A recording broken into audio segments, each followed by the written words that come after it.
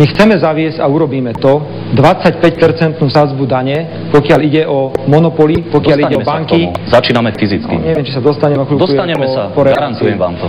Najpodstatnejšie je zaviesť zvýšenú sadzbu dane pre prirodzené monopoly, pre banky a pre finančný sektor. Dobre, tu je predstava Smeru konkrétna, slúbil som vám, že sa k tomu dostaneme. Čiže Smer chce zaviesť 25% sadzbu na prirodzené monopoly, dominantné podniky, finančné a bankové inštitúcie. A ešte sú tam banky, pokiaľ som si všimol. Áno, banky a finančné inštitúcie preto, lebo tie mali minulý rok zisk asi 16 miliard slovenských korún po zdanení, z toho 13,5 miliardy korún vybrali na bankových poplatkoch.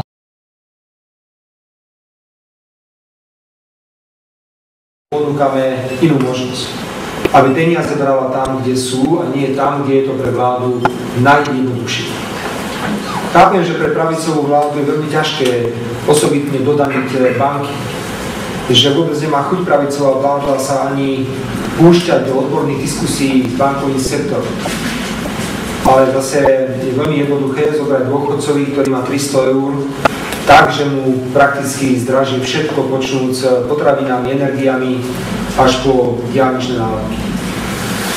Preto je predložený návrh zákona a chceme vyzvať vládu Slovenskej republiky, aby upustila od zvyšovania DPH, pretože také isté peniaze, ten istý objem finančných prostriedkov môže získať vláda tým, že by osobitne dodanila slovenské banky.